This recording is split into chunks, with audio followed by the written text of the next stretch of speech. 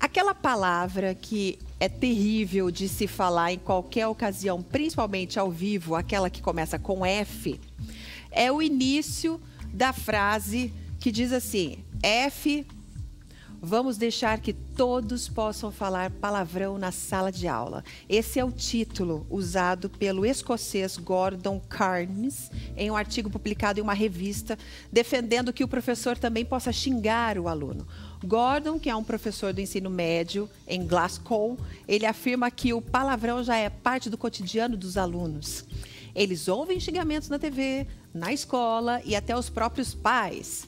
Segundo ele, já é normal os estudantes ofenderem uns aos outros e aos professores. E por isso, para ele, as autoridades de educação devem adotar a política, ele disse isso, que as autoridades devem adotar essa política de tolerância zero ou concordar que qualquer xingamento em sala de aula seja aceito. Ele diz também que hoje em dia a nossa única arma é falar: não me chame disso, aluno. Isso não é o suficiente, ele afirma. E aí, hein? Qual é a sua opinião? O professor deve ter o direito de xingar o aluno de volta? Digo mais, final de ano, está todo mundo estressado. Será que isso não é fruto de um grande estresse em que todos estão precisando de um período de férias?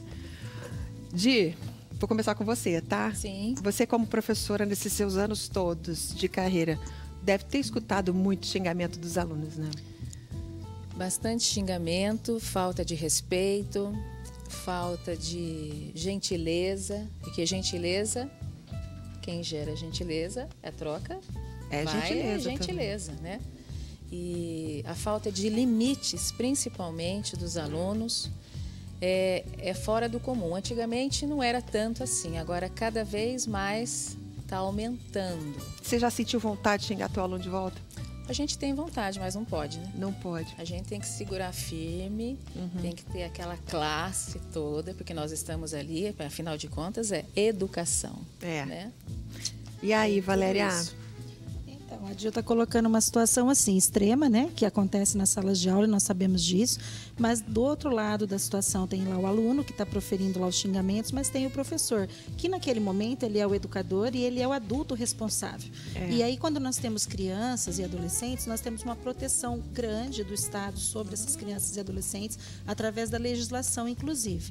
A formação de caráter, a formação dessa pessoa, né? Ela depende muito do adulto que está próximo, também daquele que pode protegê-la. E o professor é um dos profissionais que, além de pessoa humana com esse compromisso, é um profissional com esse compromisso enorme.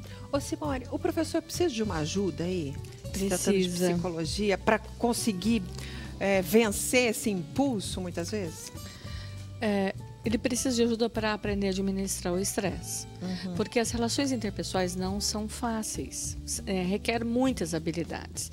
Mas na medida em que você vai sendo exposto a um estresse cotidiano, de estrutura, de condições de relação com o aluno, e também ele tem que dar conta de conteúdo e administrar os conflitos de sala de aula, ele é responsável por muita coisa. E quem é que é responsável por ele? Quem pode ajudá-lo a lidar com esse estresse cotidiano? Há uma pesquisa que indica que os profissionais que mais são afetados pelo estresse são policiais e depois professores.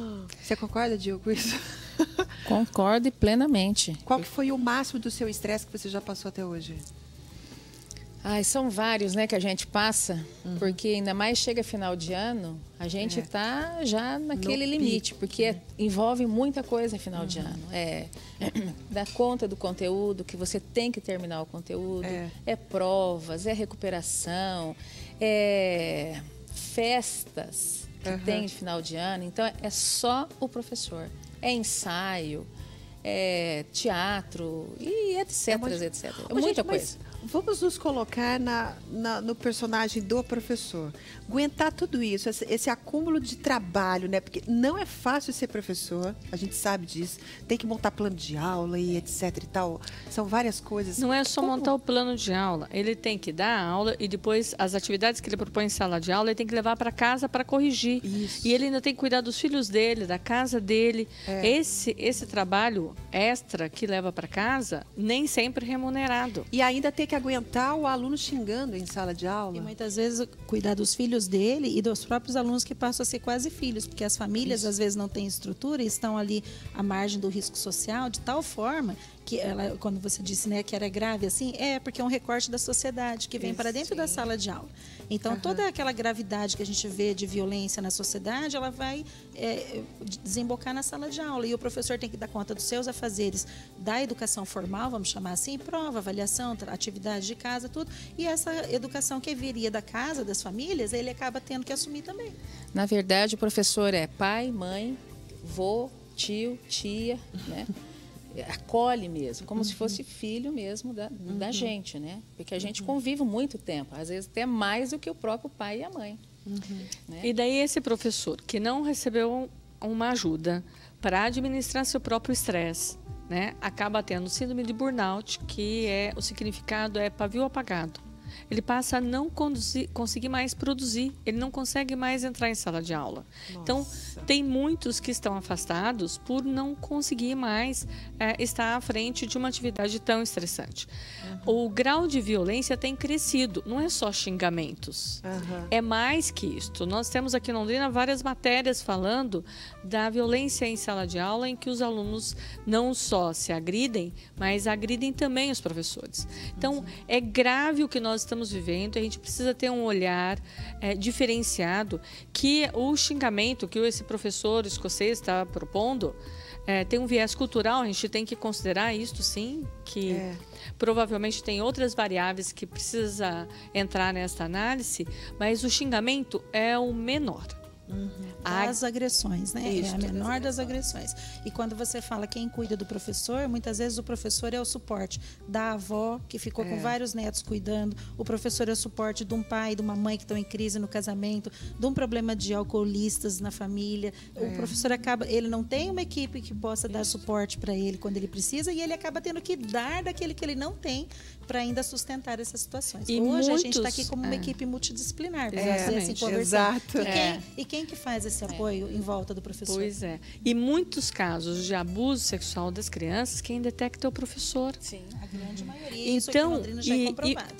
Então, se a gente observa a sobrecarga que esse professor tem e como ele é tratado pelos alunos e até pelos pais desses alunos, eu acho que a gente precisa avaliar que o estresse é muito grande e tratar o aspecto do xingamento como uma das variáveis e não como o principal foco no processo de mudança aí. O teu conselho, então, para os professores que estão estressados, Simone? Acho que é procurar uma ajuda para poder... se o estresse é cognitivo, vai precisar fazer atividades físicas, por exemplo, que dá uma aliviada na adrenalina. Se o estresse é físico, atividades cognitivas. Então, ou procurar uma ajuda técnica, profissional, que possa ajudá-lo a administrar e lidar com a dupla, tripla jornada de trabalho que ele tem. Valéria, e o teu conselho? Olha, eu acho que é manter essa visão, esse foco profissional e conseguir enxergar a grandeza da profissão. Apesar de que na nossa sociedade isso não é tão valorizado, e a gente sabe disso, os países que têm melhores índices de aproveitamento de aprendizagem, os professores têm um status social muito mais elevado do que no Brasil. A gente conversava no começo e sempre vem o exemplo do Japão, de que o professor é uma autoridade reverenciada, né? Então, mas assim, abraçar mesmo essa grandeza da profissão e não se deixar abater, saber que você precisa de ajuda sim, e não é menos professor, não é um professor pior por conta disso, é por conta dessa sobrecarga enorme. Formamos pessoas, né? Gil, você como professora? Eu como professora, a professora que tiver muito estressada com algum problema, eu acho que não deve ter vergonha e nem receio de procurar um profissional. Eu acho que tem que ir à luta mesmo, porque a gente lida com a educação, que é uma coisa muito importante, muito séria. Então, a gente tem que ir atrás mesmo, procurar melhorar, porque a profissão de professor, quem é, eu no meu caso, eu amo o que eu faço. É uma coisa que é o amor, que a gente lida com o amor, que lida com o ser humano, né? A gente é o cidadão daqui 10, 15, 20 anos, o ano que vem já vai ter outros, né? De outra visão, vamos dizer assim.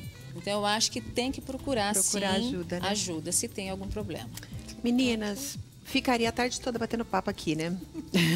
Coloca um chá aqui na nossa frente que a gente vai a tarde toda, né? Sim, com certeza. Chá, uma Um assunto que cervejinha. mexe com a vida de todos nós, né? É verdade. O que a gente deseja é que todos os professores possam realmente ter um final de ano, assim, olha, muito tranquilo. Sem esses episódios que a gente sabe que são tristes, né, para a sociedade. Vamos ser felizes, né? Vamos ser felizes, né, Dil? Vamos ser felizes. Simone, obrigada. Imagina. Obrigada, Valéria. Obrigada, Dil. Nada, obrigada. Deus abençoe todos os professores aqui representados pela Dil. Tá bom? Amém. Todos os pedagogos também, todos os psicólogos Amém. que estão todos envolvidos aí nessa causa, tá bom? Beijo, meninas. Beijo. Você quer prevenir doenças cardíacas, reumatismos, problemas da tireoide e ainda diminuir a queda de cabelo e colesterol? Maxion 0G é um suplemento vitamínico para uma vida saudável, viu? Você encontra na farmácia Remédio Barato. E ele também tem benefícios para a sua visão, para o seu sistema imunológico, vai diminuir os riscos de doenças cardíacas. Farmácia Remédio Barato tem, chega lá e pede. Quero Maxion 0G AZ Power. É saúde e bem-estar em primeiro lugar, tá?